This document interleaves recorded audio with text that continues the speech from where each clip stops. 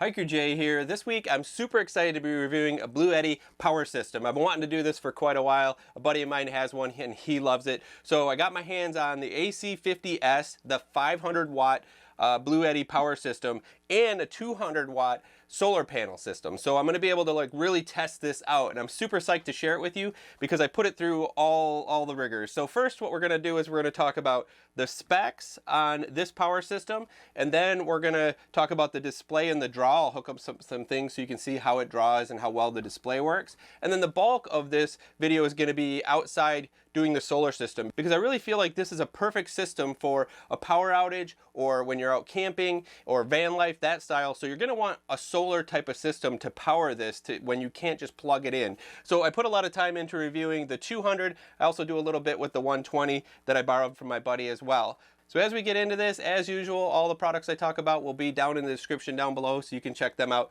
yourself. And full disclosure, Bluetti did send me this power system and the solar panel to test out. I'm not getting paid by them, but I do get to keep it and test it and put it through the rigors. So like I said, this video is going to be, we're going to talk about specs, then we're going to show the display and the draw, and then we'll go outside and do the solar. So the specs, now you can look those up, and of course I'll have a link down below so you can check them out. This is a 500 watt system, and I'm going to not go really deep into the real technical side of the specs. I'm going to talk about the ones that just the normal average Joe would use. So 500 watts, that's how much this can store.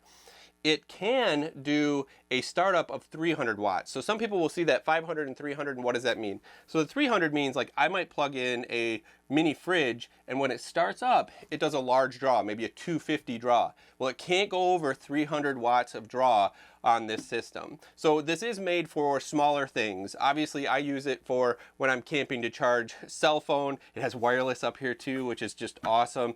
I use it to charge my drone, different things around camp that we'd be using. I did use it for my laptop, which I'll plug in here in a minute, which is a gaming laptop that I use for computer editing. And I plugged it in for an entire day, actually 9 hours, drawing off of this and not recharging it, and it made it no problem. Yeah, it drew it down to nothing, but it can run an AC laptop no problem as well. The last piece on the specs that I want to talk about is the solar charging. So it charges through the back here, you just kind of plug it in there and it charges up, but it can only bring in 120 watts at a time. Bluetti sent me this 200 watt, which might seem weird. It's why a 200 watt when this will only bring in 120 at a time? Well, solar panels, if you know anything about them, they really don't. They might be a 200, but they're really only going to draw about 180, especially up in Michigan where we're at. We're going to be probably drawing 165, 170 because we don't get that real direct sun. So you want a solar system that's larger than what it can take in. I'll show you a little bit later when we're out there testing the 120, because you would think, get a 120 because this can only bring in 120. But you'll see that this one doesn't draw a full 120, so it would take longer to charge this up. Whereas if you plug a 200 in, it's going to be throwing in 120 the whole time and get it charged up. And I put it through the test to see if we can charge it up in one day with the 200, and we'll get to that in just a minute. Now, that is the main specs. I know you can go deeper into the lithium battery and all that type of stuff, but really when it comes down to it, what you need to know is 500 watts in here. You can't plug something that will have a bigger draw of 300 watts, and then when you're solar charging, it's only going to bring 120 watts in. Now let's get close up and we'll talk about all the plugins and the display, because I think that's a big part of this one, and I think they did a really good job, but they could also improve in a couple different ways. Now coming up close here, you can see that you've got 2 AC plugs, you've got 4 USB, 1 USB-C, which I really love because that has PD on it, so it communicates with a cell phone or something, and it says what's the optimal charge pattern and time for that, which is really great. A couple other 12 volt plugs here, and then of course you've got your plug for the cigarette style plug is here. So here you can plug in anything that might be a 12 volt or cigarette style. Now I know a lot of you will just use the USB plugs down there. Now let me hook up a bunch of things and then I'll show you the display working. Alright, now I have a couple things out here to plug in. So first off, you have to turn on the power itself and see that it's powered up, and we've got full battery right now.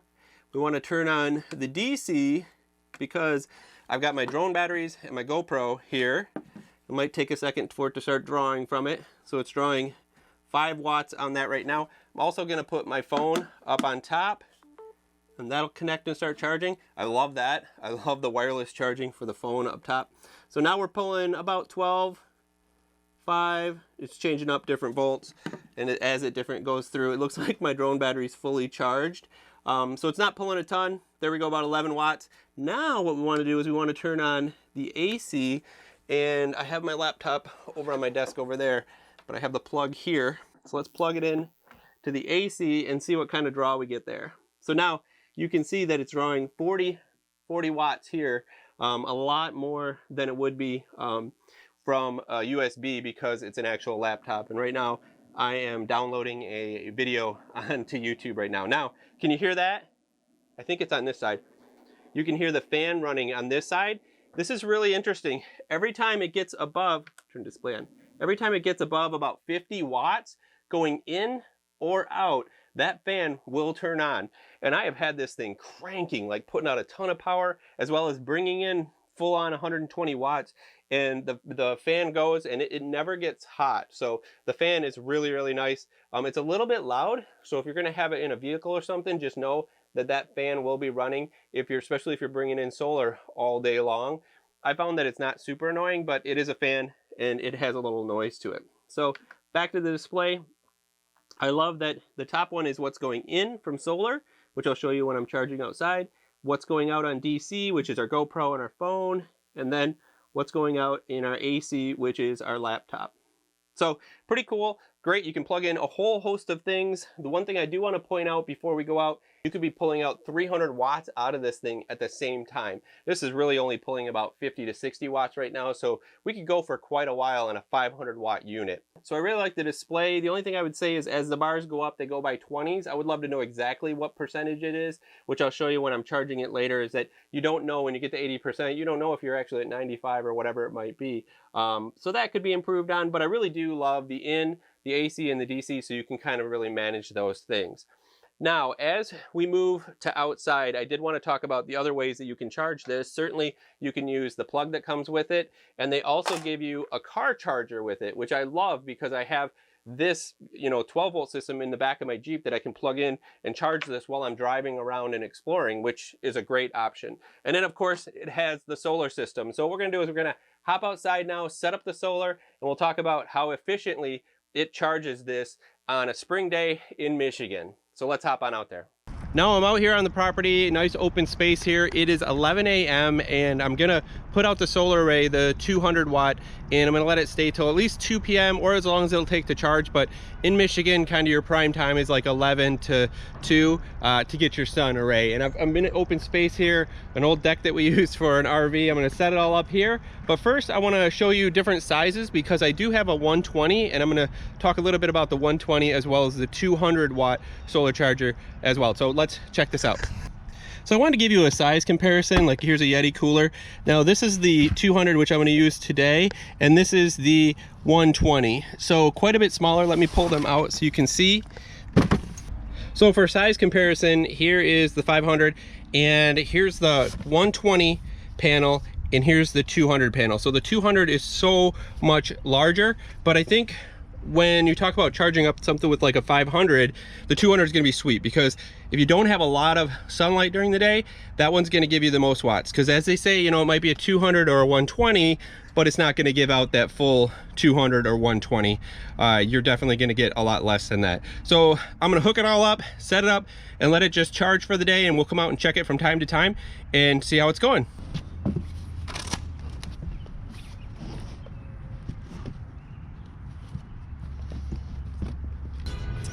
I want to get it as square as possible to the sun, and the one thing that I've noticed is you can keep pivoting it and checking the actual watts going in, and you can like improve or decrease by how this is angled.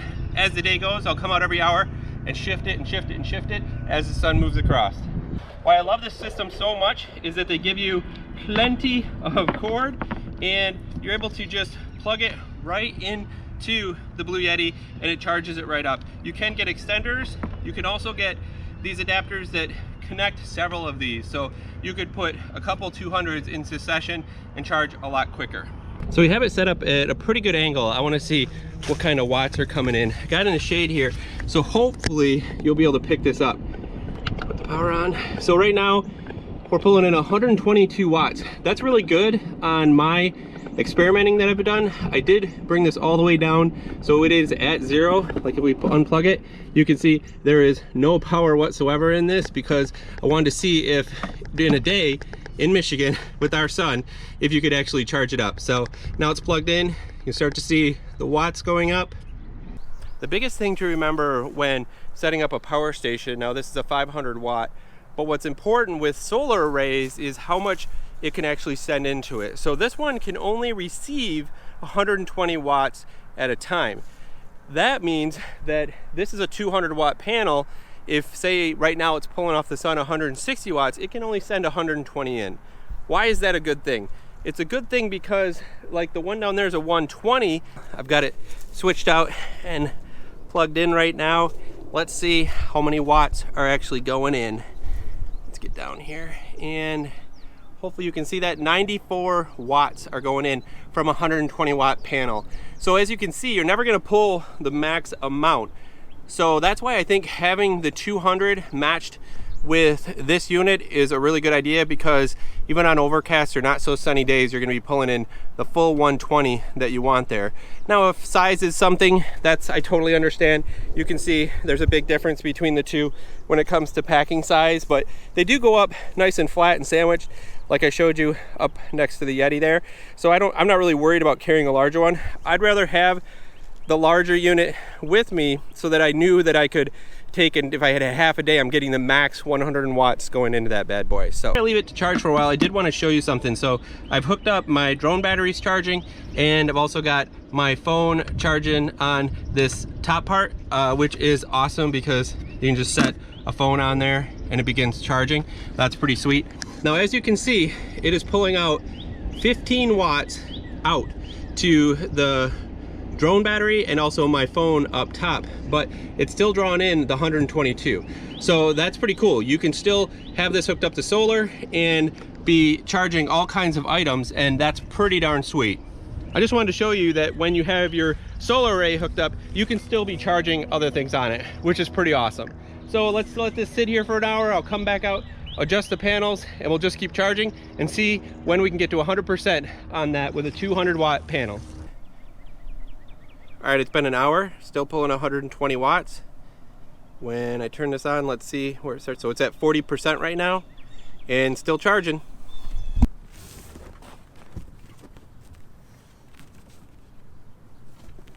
All right, it's 2 o'clock, so we started at 11, so we got 3 hours in. I want to see how charged it is. Seems to be getting a good array of sun. Let's see what volts it's at. So we're still pulling 122, and we're at 60% at 3 hours. So basically 20% an hour is what we're averaging right now. I'm gonna keep it running and go for a couple more hours because I really want to see within the day, starting 11 o'clock, if I can get it charged all the way with some really nice sun. I mean, I've got a good bit of sun up there. I mean, you don't want to look at it, but it's a bright, gorgeous day. Getting a full array of light, should be able to charge within a day, but we're gonna find out. So we're at 4 o'clock now, not prime time, but I wanted to keep it going and see if we could get it fully charged. Now we're at 5 hours, so let's check it out. What do we got? Oh man, only 30 watts coming in, 31 watts coming in. We're at 80%. So now that's interesting. So we're right in spring.